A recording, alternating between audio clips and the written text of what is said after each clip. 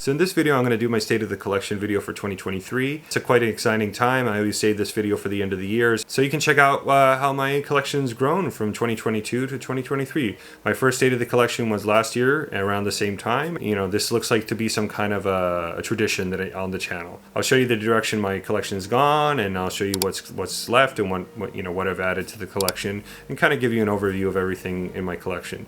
Today I'm actually wearing my Seiko King Turtle. It just happened to be the one I pulled out of my watch drawer, and yeah, I still love this watch, wear it sometimes, and today was the day I decided to wear it. Iconic watch, by the way. So I'll take you upstairs to check out where I keep my watches and give you the State of the Collection update. So let's go do that now. So this is my closet, and this is where I keep my watches. That is my winder, which is completely empty because all my watches are now in this drawer right here. Hot take.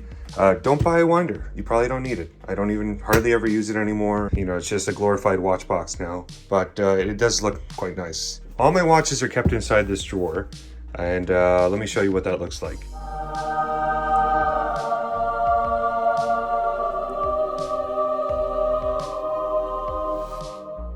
So my wife, she actually had this watch drawer custom made for me, which is incredibly nice of her. She just had these inserts made, and you know, this is all custom. So I think it holds 40 watches. Right now it's holding 34 watches. Let's go ahead and get started with the State of Collection video here. Today I'm wearing my Tudor Prince Date Day. I recently got this watch. I would consider this watch to be my grail, or the closest thing that I have to a grail in my collection. Been wanting a watch just like this one for a long time, and I finally got it. And there's a video about it that I recently posted about it, so you want to check it out. So before I continue, I need to talk about the watches that have been cut this year. I had a Tissot Luxury, which was cut, unfortunately. Just wasn't wearing it. It wasn't my style, so... And it was one of the watches that I bought in the beginning of my journey, so I decided I sold it. I also sold the Javril Wall Street, like a Kermit, Rolex Submariner Kermit clone watch, so I sold that. And I also sold my Invicta, my steel and gold Invicta. Again, I had nothing against Invicta. I stand by everything I said in the video. It's just not the steel. If I was going to get an Invicta, it wouldn't be steel and gold. The only reason I bought it was to review the Javril. Don't have the Javril anymore, so I don't have a use for the Invicta. And I think I've done everything I needed to do with that watch. So it found a new home. I think I sold it for like 44 bucks. Let's start with the Rangemaster. This is one of my newer watches. I just got it. It was the TGV Long Island watch collaboration. I just covered a video about this watch. I actually do wear it quite often. It's in the back. It's just hasn't made its way to closer to the front, but it's still a very cool watch. I stand by everything I said about it. I think it's still a good size. The strap has broken in a bit, so it is a good strap. And yeah, I like this watch. Love the finishing. I like the overall design of the watch is quite nice, and I really enjoy this watch. But yeah, I have a full video about it, so if you want to check it out, you can. This is my I think this is the Apple Watch Series 6. It's my one and only Apple Watch. This is my, I bought this watch before I started my watch collection journey, and the only other watch that I had was a Tag Heuer you'll see later, and you know, it's a watch, you see these every day. I mean, I don't need to talk about it anymore, and I don't use it hardly. I think I use it 2 or 3 times a year. Oh, one and only G-Shock. I don't remember the reference number. I do remember that this can sync up with the radio signal to set itself. It actually just did it. Yeah, I did it last night at 12 a.m. So I wear this watch whenever I do any kind of manual labor around the house, and this is the watch, my go-to watch for that. And I feel like it's the quintessential G-Shock design, so really like that watch. And if I was going to get a G-Shock, I wanted it to be in black. This is my Vostok Amphibia. I have considered selling this watch pretty recently, and I probably will sometime next year. Just haven't had the time to list it. Don't wear it. I like the history of Vostok. I think a lot of engineering, might went into it, given the very low cost of these watches. They're very very good divers. And when I sell this one, I'll probably buy another one, but not sure which one it is. But this one I'm not really wearing, so it's probably on the chopping block. Let me start with the left here. This is my SNKL15. This is part of one of my trio of S7S26 watches, Seiko S7S26 watches that are I adore these watches. Obviously they have 7S26 movements. This is the SNKL15. I put it on an aftermarket Jubilee bracelet, and it is quite a looker for about a total investment of about under 150 bucks. This is my SNK393, I believe that's what it's called. It has some Arabic numerals in it. It has the same movement, reliable workhorse movement.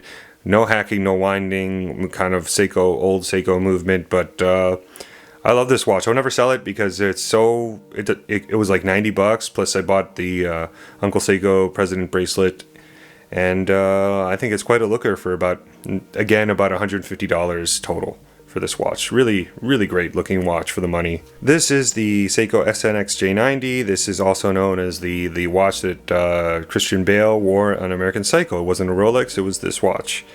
And when I found out about that, I needed to have one, and I found one on eBay, and I have a whole video about it. I actually have 2 videos about this watch on the channel if you want to get more information about it. But you'll love this watch. Don't wear it very much at all, but it is sort of like something I won't sell just because it's so hard to get. And I love that movie too, so it reminds me of the movie every time I see it, and it's a really cool watch too, I think, with some cool backstory. I think this is the RP53. I can't remember the exact reference, but I also have another video on this watch, and this is the current Seiko 5, it's sort of like a hybrid, dress watch, half diver, half dress watch, and it is the pinnacle of value, this thing. I'm gonna probably make a video when I talk about it and compare it against my Tudor here, which I already posted a video on. I'm gonna get to that watch a little later. I believe it's on the strap code Jubilee, which really makes this thing pop. It looks like $1 million, and I think a total investment of under $300, or about what it MSRP's for, because I got it for about $200. Great watch.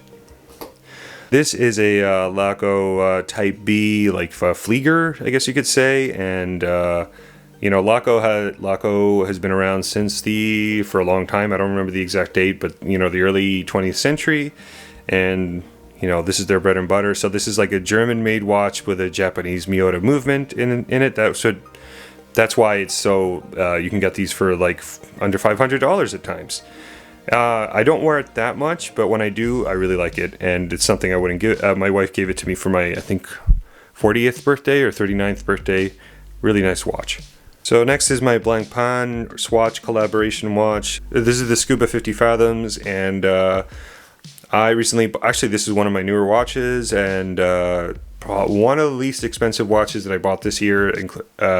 This one along with the Rangemaster, and I thought I wasn't going to wear it very much, but this is such a fun watch, and I haven't even made a whole video about it, so stay tuned for that and get subscribed if you want to hear my full opinion on it. But yeah, love this watch. Really fun. Love the color, and it quite surprised me. I really like wearing it. It's so comfortable to wear. This is my Certina DS Podium.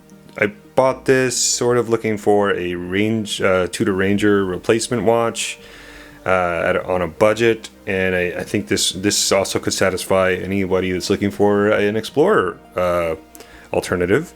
And it's quite a nice watch. I think it has a Powermatic 80 movement in it, and runs for 80 hours. And I don't wear it very often, but it is quite a nice. It's a nice watch. I don't think I would be selling this watch anytime soon. This is my Marathon Navigator, and this is sort of like a special edition J. Crew model. I have a video on this watch and on the channel. It was sort of a special release by J. Crew. It's a quartz watch, sort of a composite case, very comfortable, on a nice NATO. It pairs nicely with the NATO strap that it came with, and really cool watch. Has tritium lume, which is I love tritium lume. So if I'm going a little quick, it's just like got a lot to cover here. So this is my Hamilton Khaki field. This is the 40. I think it's the 42. Yeah, it's the 42. I had to double check because I didn't know if it was 41 or 42, but it's actually 42, which it is a pretty big watch. I always recommend people buy the 38 because I think it's more appropriate for this style of watch, but 42 fits my wrist okay. Captain America or Chris Evans wore it in one deleted scene in an Avengers movie, so it's the Captain America's watch, you could say. Great, you know, cool watch. Don't wear it very often, but really like it when I do. This is an old Bulova like diver that my wife got me this is before the tag Heuer. This is like we were still dating kind of thing. We were living together, but we were you know, we weren't married. And I think she bought me this watch because I lost like my I had a watch. I think it was a Citizen, and it like broke off and I lost it. So she bought me this watch. It was really nice of her. I think in a Macy's or something. So. Still have it, means a lot to me. I would never get rid of this watch. I wanted to get an Orient. This is the Orient Star Heritage Gothic. It's quite a nice dress watch. It's got the power reserve indicator there. It's a small second, so it's sort of a modern interpretation of one of their older watches that they put out. Really nice watch. This is my Oris Aquis. I bought this a while back. This is definitely one of my favorite watches. I probably wear it at least once a week. It is a stunning watch. Talk about value for money. I think I got this for under about $1,300, and it's such a nice watch. I usually take this on trips when I go to the beach or on vacation, and it's such a nice. This is the kind of watch you can dress up, dress down. It is a little big. It's the 43.5 millimeter.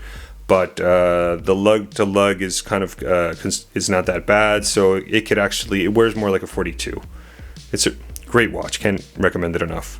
This is my Longines Masters collection. It's got man, what doesn't it do? It's a chronograph. It has moon phase complication, triple calendar complication, and a 24-hour clock and a pointer date, all in one watch. And it is, don't wear it very often, but when I do, if I ever want to like get my complication on, this is the watch that I wear. It's a great watch. And yeah, no plans on selling this one.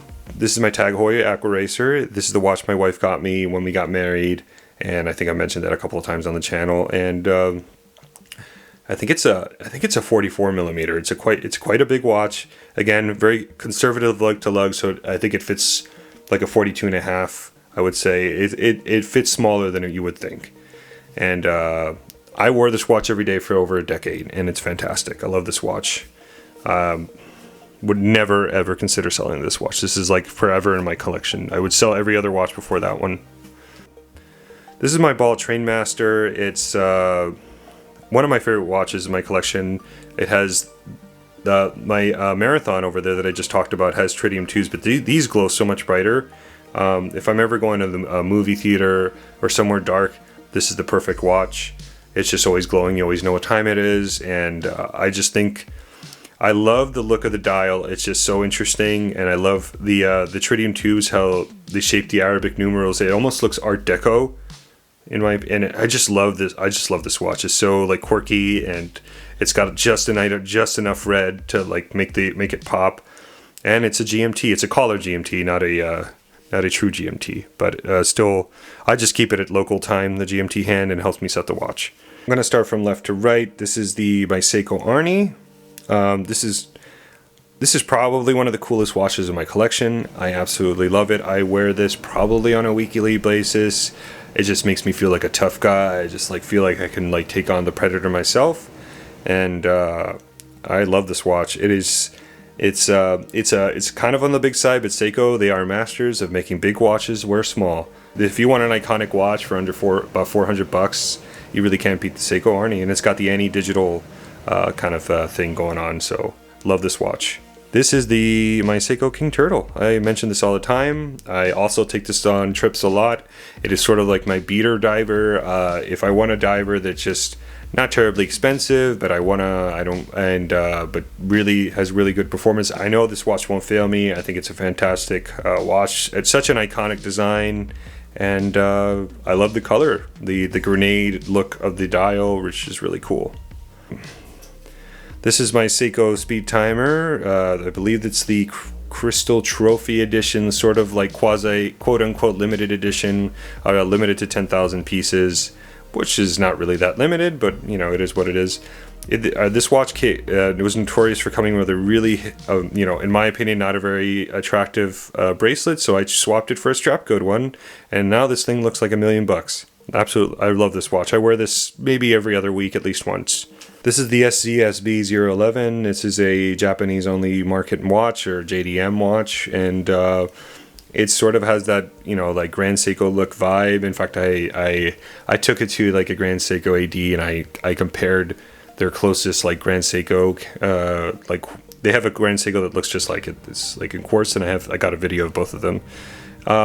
Don't wear this watch very often, but I really love the look of this watch, and no plans on selling this one. You can't even get these around here. You have to order them from Japan.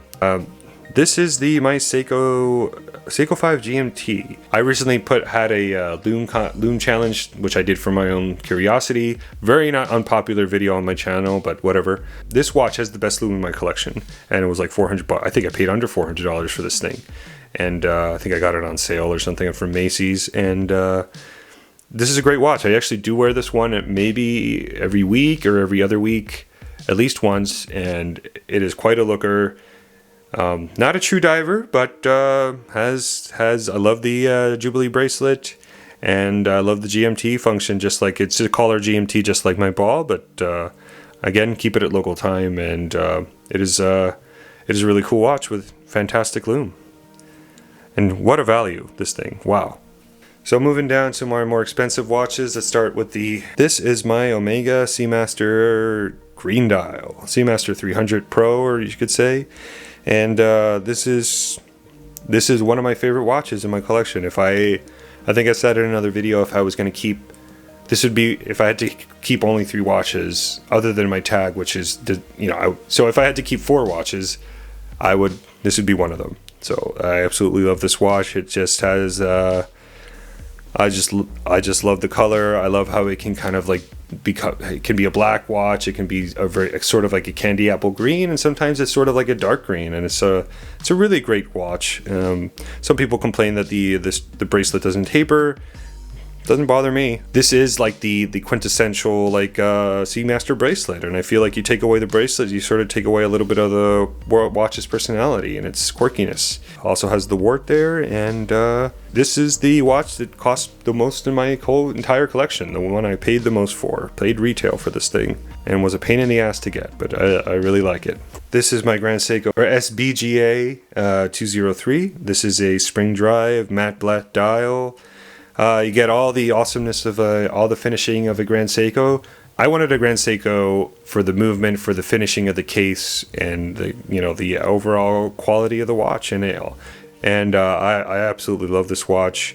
I guess people say that again, this doesn't, the bracelet should taper a little more. It should have screw down pins. It should have some kind of micro adjustment.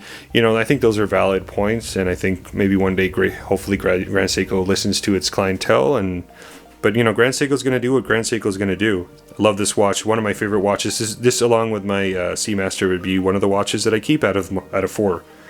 So this was a recent acquisition that one of my more recent watches that I got sort of along when I got the Blancpain 50 Fathoms Swatch watch.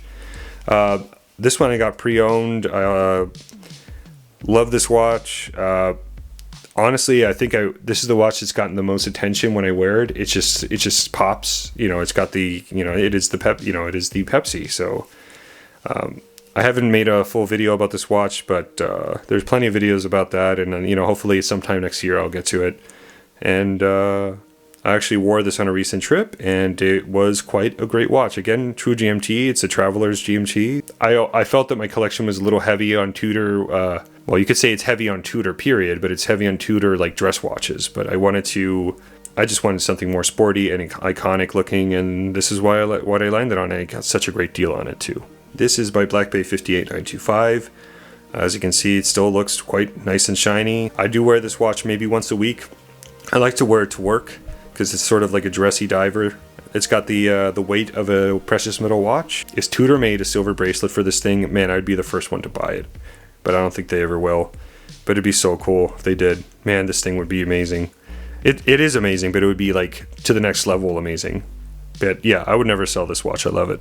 So this is my Carl F. Bucherer. This is another purchase I made, or maybe earlier, maybe the first half of the year. This is a full gold watch, triple calendar, pointer date, lunar moon phase watch.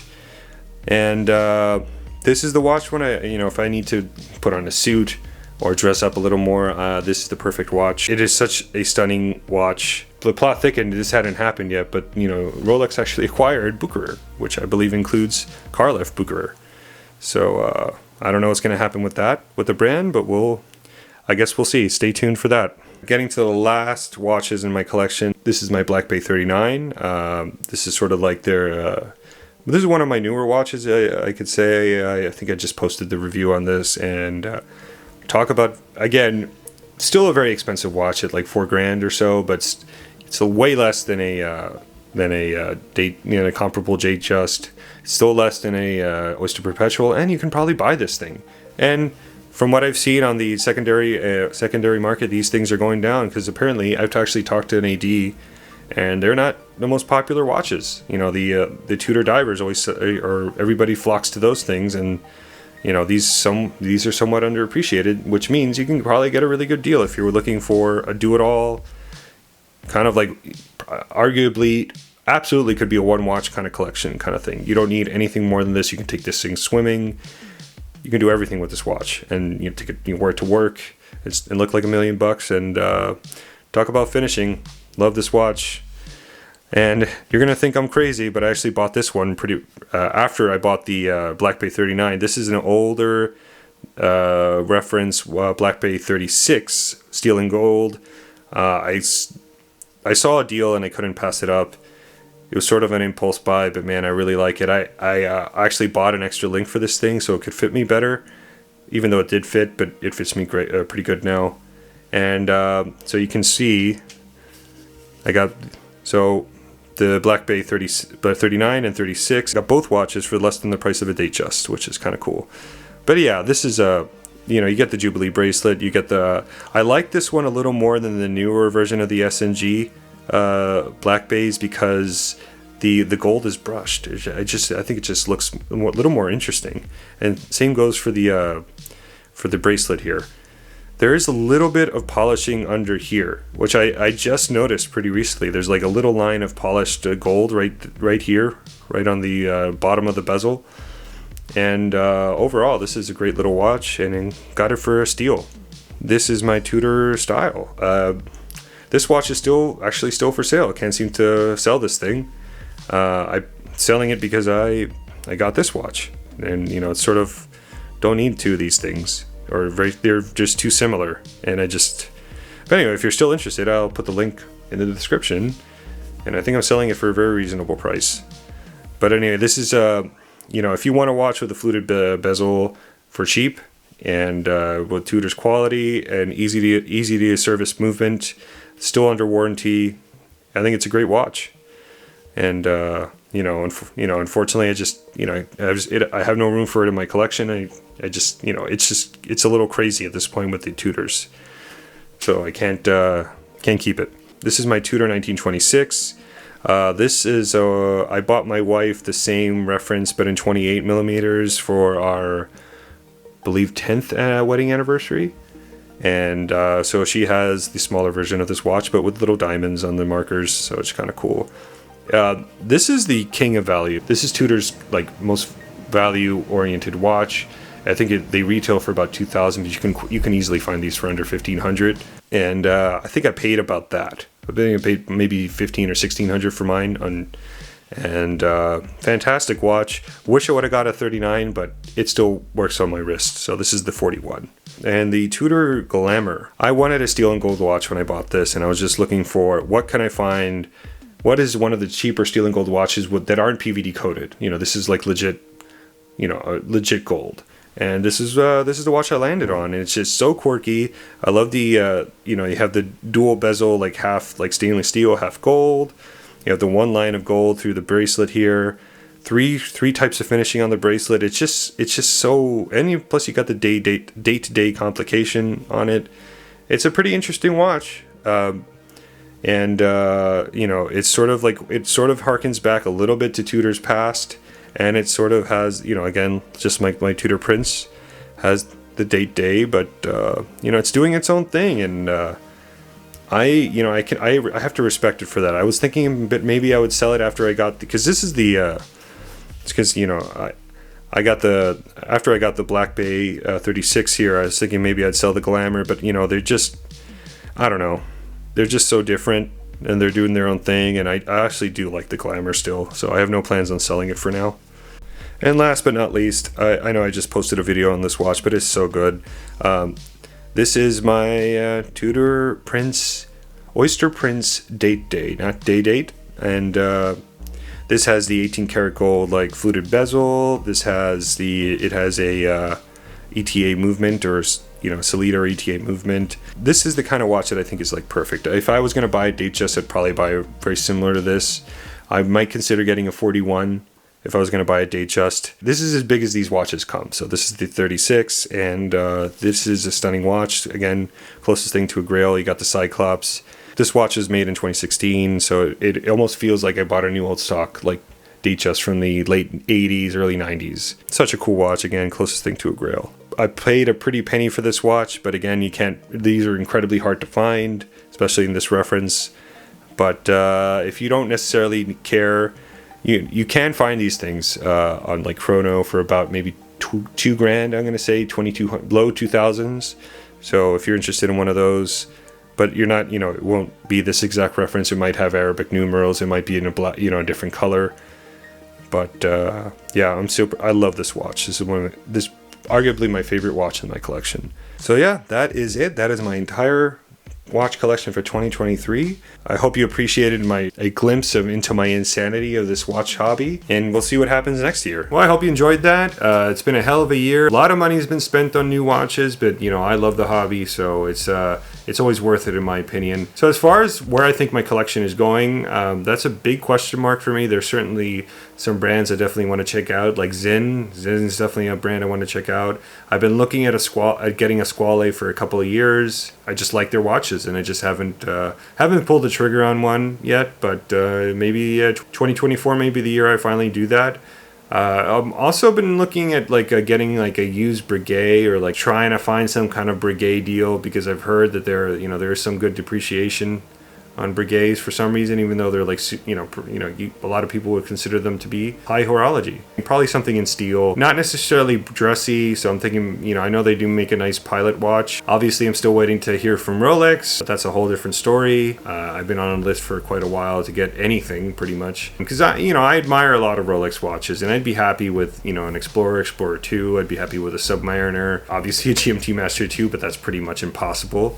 I'd be happy with a Datejust, dome bezel Datejust, or even an Oyster Perpetual. I'd be happy with any of those watches. But, haven't heard anything, and I sort of expressed my desire to get it pretty much any of those watches, and maybe, I hate the games you have to play. It's so frustrating. I can't stand it, and it's literally the worst purchasing experience I've ever had in my life. I don't know why I even bother.